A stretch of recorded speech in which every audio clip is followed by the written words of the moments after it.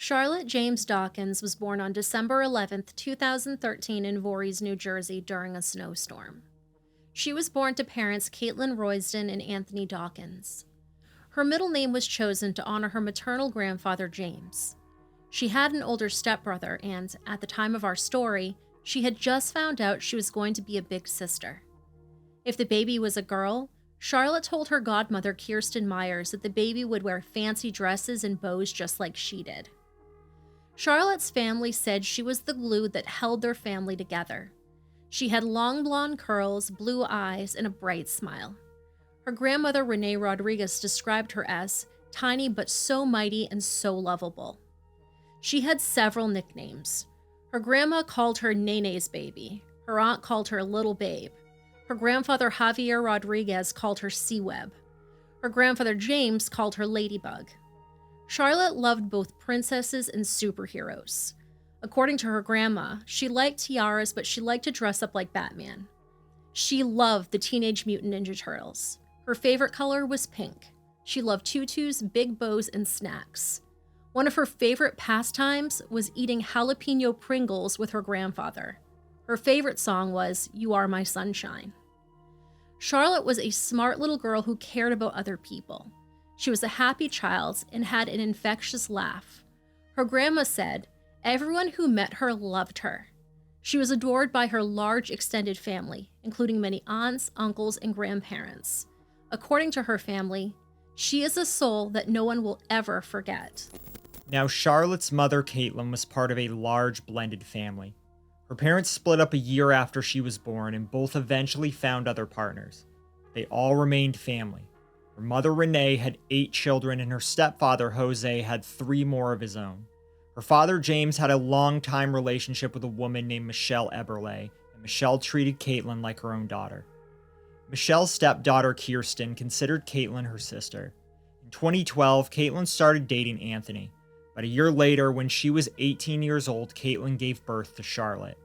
Kirsten was not just Charlotte's aunt, but also her godmother. Just a few hours after she was born, Kirsten met the baby for the first time and she fell in love. She said one moment she was a carefree teenager, and then the next thing you know, you're an aunt. And this little tiny person consumes the biggest piece of your heart. A piece so big that it makes you realize that you've never loved someone like this before. When she was just a month old, Charlotte got very sick and had to go to the hospital. Instead of staying with her sick child, Caitlin left the hospital to spend time with Anthony. Her mother, Renee, was angry that they would even leave the baby alone when she was so ill, so she threatened to call Child Protective Services. She and Caitlin had a huge argument, much of it over social media. The two didn't speak for a few weeks, but they eventually made up. This was a pattern in their relationship.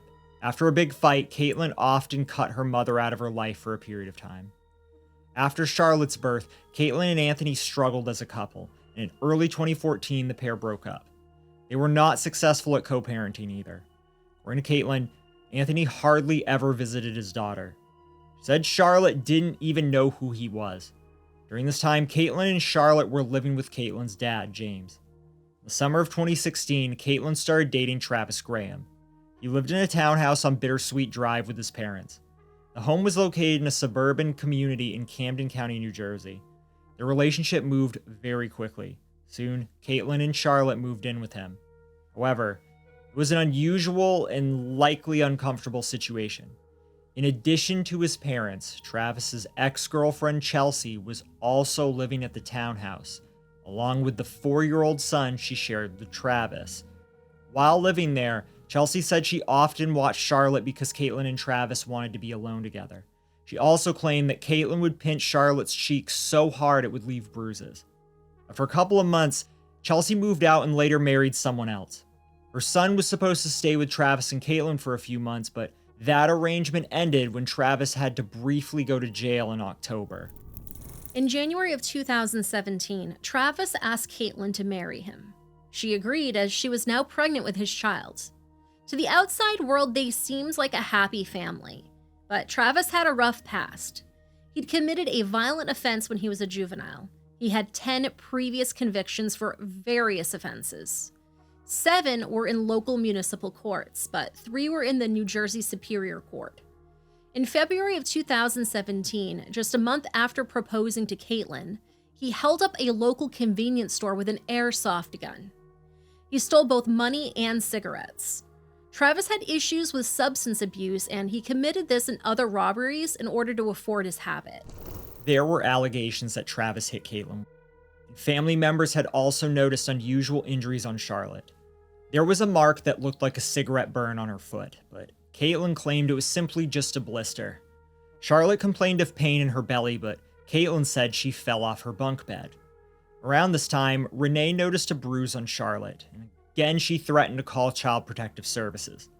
Later, Renee denied she made that threat, perhaps to protect her daughter. But whatever Renee did or didn't say, no one ever contacted the state agency called the Division of Child Protection and Permanency.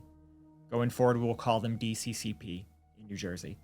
There were no open cases whatsoever, but true to their pattern, Caitlin fought with her mother and cut her out of her life again. This time, Caitlin would stay angry with her for months. In early 2017, Caitlin brought Charlotte by Kirsten's work for a visit. After they left, the 3-year-old ran back into the building because she wanted to give her godmother one more hug and kiss. Renee had not told Kirsten about her suspicions. Kirsten had no idea that anything was wrong. In early March, Anthony expressed interest in visiting with Charlotte, but he and Caitlin could not agree on terms, and he did not end up visiting with her. On March 13th, Caitlin went to work and left Charlotte at home with Travis. He described a fairly typical day with the toddler. He said that Charlotte was cranky and didn't want a nap. He said that she cracked the screen on her iPad, and he punished her by sending her up to bed. On her way up the stairs, she fell down the steps, but he said he heard her falling and was able to catch her before she hit the bottom. He texted Caitlin and told her that Charlotte had fallen.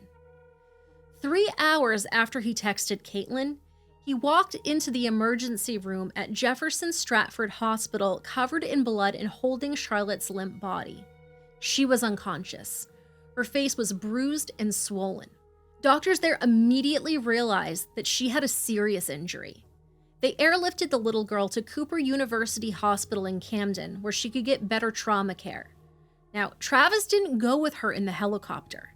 He left her there all alone. Instead, he drove to get Caitlin and then drove the two to the larger hospital. Caitlin called her family and told them Charlotte had fallen. When she got the news, Kirsten rushed to Cooper Hospital. When she was stopped at the metal detector, she threw her coat and purse on the ground in order to get through more quickly.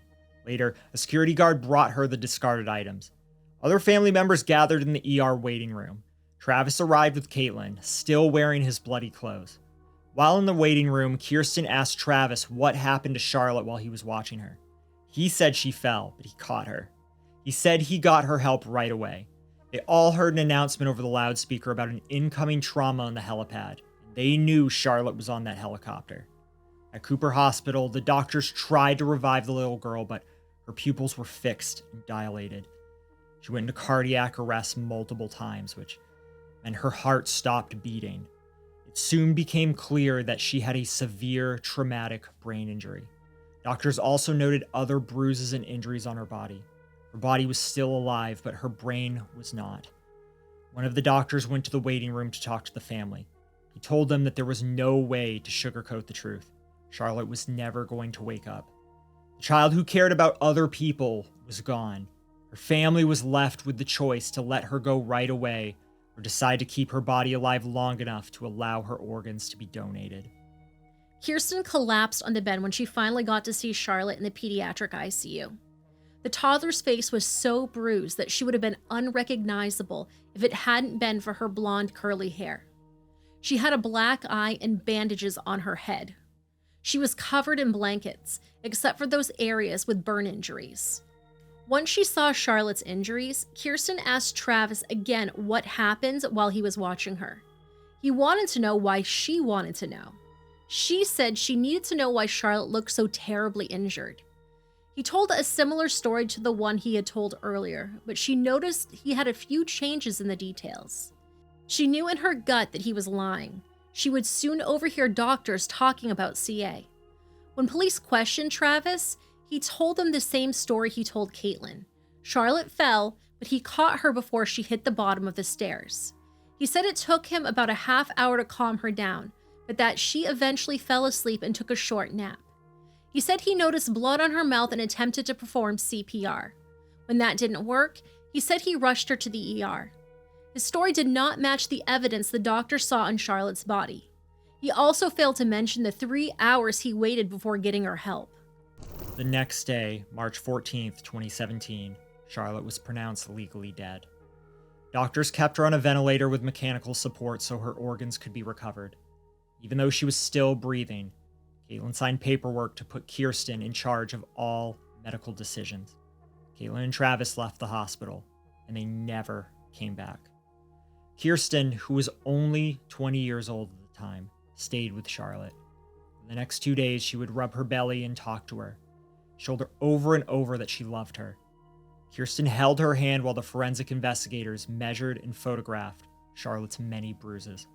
She held her while the same investigators examined her for signs of violation and put gel in her eyes to preserve them. She watched as the medical staff pumped her body full of medicine and covered her in heating blankets to help keep her organs alive. She also apologized for not knowing what was going on, for not knowing that someone was hurting her, for not being able to save her. Kirsten described the painful experience. She said, "When you're kissing both cheeks, their little nose, both of their tiny hands, all 10 fingers, and running your thumb over their eyelashes, you hold their hand flat against your face since that tiny hand will never reach out for your touch again, all while a machine is breathing for them. That is when you experience true heartbreak." Kirsten held Charlotte's hand up until the moment they rolled away to surgery at 4 a.m. on March 16, 2017. Through donation, the little girl who cared about other people was able to help other families like the superheroes she looked up to. 7 months later in October, Caitlin gave birth to the baby sister Charlotte was so excited to meet. Caitlin remained engaged to Travis, even though many of her family members suspected he had caused the toddler's death. The couple soon lost custody of the baby, and thankfully, Kirsten was given custody. During the following months, Charlotte's family grieved her loss. They feared that she would never get justice. In January of 2018, there was an armed robbery at the Pine Run Deli and Smoke Shop in Blackwood, New Jersey. The robber wore a Joker mask and used a semi-automatic handgun to scare the staff into giving him money. The robber was Travis's friend. Travis drove the getaway car. In February, Caitlin married him, changing her name to Caitlin Graham. In June, there was another armed robbery, this time again at the Pine Run Deli and Smoke Shop. The robber covered his face with a bandana and wore a hooded sweatshirt. He used a knife this time to threaten the staff into giving up the money. Several members of the community told police that Travis was involved. Once police had his name, they were able to identify him in surveillance video from the scene of the crime. Travis was arrested on July 11, 2018. He was charged with 2 counts of first-degree robbery, 1 count of first-degree conspiracy to commit robbery, and several charges for possession of unlawful weapons. He eventually pled guilty to those charges and was sentenced to 5 years in jail. While being questioned about the holdups, Travis told police he needed the money to pay for drugs. He admitted that he was addicted to serious drugs, in particular heroin and Xanax. He said he used the drugs because he just wanted to forget a lot of stuff. When pressed, he told them he wanted to forget about Charlotte's death. As he continued to talk, he told a different story. In his new version of events, he said Charlotte refused to take a nap. He said they were both standing near the top of the stairs. He said Charlotte pinched him. He reacted by hitting her in the forehead. He hit her so hard with the back of his hand that she spun around and fell down the steps face first. Travis found her unresponsive at the foot of the stairs. The fall had made her soil her pants. He said he changed her clothes and took her to the hospital about 5 minutes later.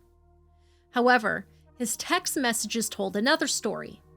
At 12:38 that afternoon, he texted Caitlin. He said, "Char just threw a hissy fit and dropped dead weight while walking up the stairs. I caught her, but she banged her head." At 1:35, he texted, "Her head is pretty bad with bruises." It was not until 3:26 p.m., 3 hours later, that he finally texted that he was taking her to the ER. After his confession to police, Travis was charged with Charlotte's death in August of 2018. His official charges were first-degree homicide and endangering the welfare of a child. Because of his other crimes, he remained in jail while awaiting trial. Even after he confessed, Caitlin continued to talk to Travis while he was in jail. In March of 2019, Caitlin posted a fundraiser on social media to raise money for strong prison wives and families. After her family responded with frustration and disbelief that she was still supporting Travis, Caitlin removed the post. 2 months later, in May 2019, prosecutors offered Travis a 40-year plea deal, but he refused it. His attorney countered with an offer for only 15 years. Prosecutors found this counter inadequate, so they scheduled his trial for July 8th. But Travis would never make it to trial because on June 28th, he accepted a different plea deal. He pled guilty to aggravated manslaughter and 3 counts of conspiracy to commit armed robbery. His sentencing hearing was scheduled for July 26th. This hearing was presided over by Superior Court Judge Gwendolyn Blue in Camden County. Prosecutors started the hearing by explaining the full extent of Charlotte's injuries. Her cause of death was blunt head trauma. At first, the manner of death was recorded as undetermined, but once more details of the case became clear, it was changed to homicide. While she was in the hospital, her injuries were photographed and cataloged. All of her ribs were broken. These fractures were all in the process of healing, so they couldn't have been caused by her fall that day. They were also in different stages of healing, so they happened during multiple events. The oldest injuries were at least a week old.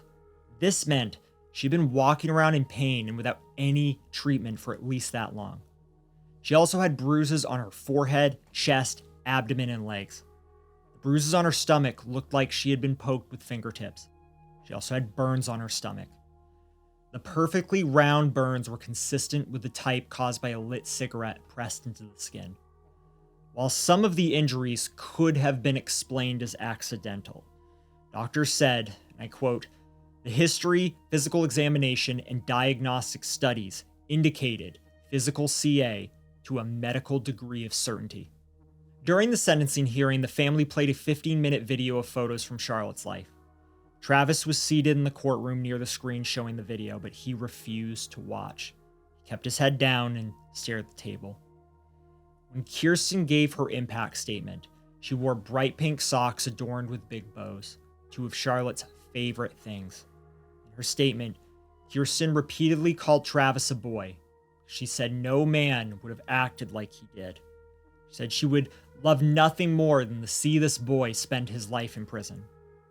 She said to Travis, and I quote, "Putting your hand on an innocent, full-of-life little girl was not only wrong but selfish.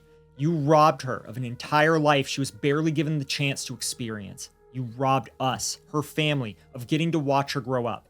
We will never watch her wave goodbye to us on her first day of school.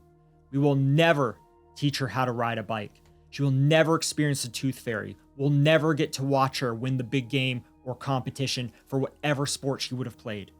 We will never help her pick out prom dresses. We will never watch her walk across the stage to receive that diploma she would have worked so hard for. We'll never get to help her decide on a career. We'll never get to watch her grow up and fall in love, get married, or become a mother. We will never be able to watch what her life would have become because of you and your cowardly actions. You are the furthest thing from a man. You, Travis Graham, are a coward." Travis was sentenced to 20 years for Charlotte's death, and an additional 10 years for conspiring to commit armed robbery. The 10 years was concurrent with the 5-year sentence he had already had for robberies committed in Gloucester and Salem counties. He must serve at least 25 years of his 30-year sentence before he will become eligible for parole. He is currently serving his sentence at the Northern State Prison in Newark. Judge Blue said Charlotte had a big impact during her short life. She said, and I quote, "I've never met Charlotte. I almost feel like I know a lot about this little girl and the effect she had on everybody. Everybody doesn't have that ability to make other people feel special or to find good in everyone. It sounds like Charlotte was given that gift to make everyone feel good about themselves. We were all given jobs when we were born. Charlotte certainly has served her job well." The judge did not think Travis was sorry for his actions, she said. "I note that he looks stone-faced. I see nothing to suggest that he's remorseful." She also comforted the family by reminding them that Charlotte lived on in the memories and in their hearts. She said, "You didn't lose your granddaughter. She's here."